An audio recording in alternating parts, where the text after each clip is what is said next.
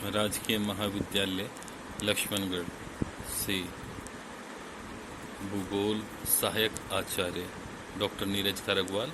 आज हम भौतिक भूगोल में समस्थिति सिद्धांत के बारे में अध्ययन करेंगे।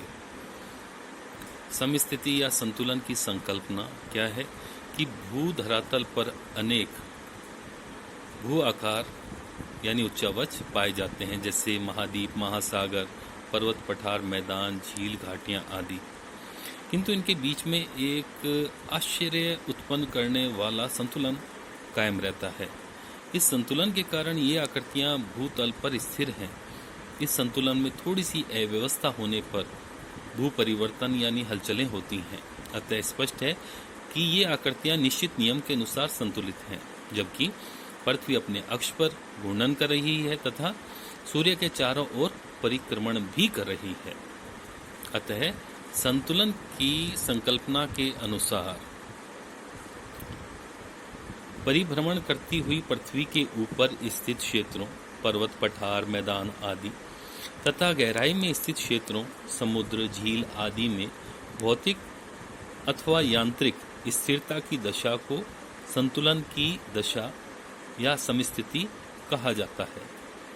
संतुलन के लिए सर्वप्रथम आइसोस्टेसी का प्रयोग अमेरिकी भूगोलवेत्ता डटन ने किया था। डटन का मुख्य उद्देश्य भूतल के असमान या असमतल भागों अर्थात धरातल के बड़े बड़े ऊंचे उठे भागों जैसे पर्वत, पठार, मैदान तथा सामुद्रिक तली के नीचे स्थित पदार्थों का तथा नीचे धसे हुए भागों में अस्थिरता अथवा असंतुलन यानी बैलेंस स्थापित करना था। डटन का यह मुख्य मत था कि पृथ्वी के ऊंचे ऊंचे पर्वत, पठार, मैदान तथा सामुद्रिक तली के नीचे स्थित पदार्थों का भार बराबर होगा। डटन के अनुसार ऊंचे उठे भाग का घनत्व कम होगा, तभी नीचे धसे भागों का घनत्व अधिक होगा। सभी का भार एक रेखा के सहारे बराबर होगा। इस आधार तल को सम दबाव तल अथवा समतोल तल, क्षतिपूर्ति तल कहा जा सकता है।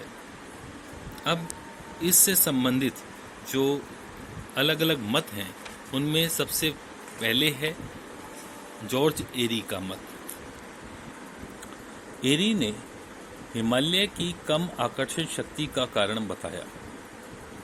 एरी के अनुसार क्रस्ट की कम घनत्व वाली सियार अधिक घनत्व वाली परत सीमा यानी अधः स्तर में तैर रही है। हिमालय भी भारी ग्लासी मैग्मा पर तैर रहा है तथा तैराव के नियम के अनुरूप अपना 9वां भाग मेंटल में डुबोया हुआ है, जिससे यह ऊपरी भाग को संतुलित रखता है।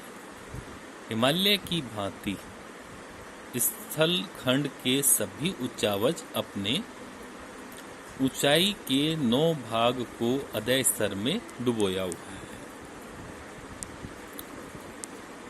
ऊंचे हिमालय पर्वत ने अपने नीचे काफी बड़े भाग में यानी गहराई में सघन बेसाल्ट परत को अधिक घनत्व वाली को हटा दिया है, जिससे इसका गुरुत्व आकर्षण शक्ति कम हो गई है। इस तरह से जॉर्ज एरी के अनुसार uniform density with varying depth.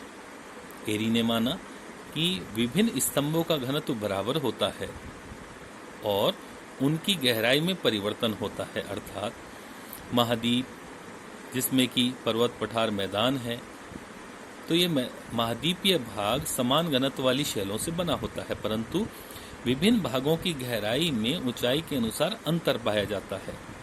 और एरी ने इसके लिए प्रयोग भी किया। प्रयोग द्वारा स्पष्ट किया, जिस तरह से हम इस रेखा चित्र में देख सकते हैं कि एक जल के एक पात्र के अंदर समान घनत्व की लकड़ी के टुकड़ों को डाला गया, जिनका आकार अलग अलग था, और ये अपने अपने आकार के अनुसार अलग अलग गहराई तक डूबते हैं। इसके अनुसार एरी का उद्देश्य यह था कि पृथ्वी के विभिन्न भागों जैसे हिमालय, एंडीज, गंगा, मैदान, अमेज़न बेसिन आदि में लगभग समान घनत्व रहता है, किंतु गहराई ऊंचाई के अनुरूप होती है। इस तरह से आपका ये जो जॉर्ज एरी का ये जो मत था, ये था इनका uniform density with varying depth. और दूसरे विद्वानों ने भी इसके बारे में अपने अपने मत दिए हैं, सिद्धांत दिए, जिनकी संकल्पना के बारे में हम आगामी क्लासेस में अध्ययन करेंगे। धन्यवाद।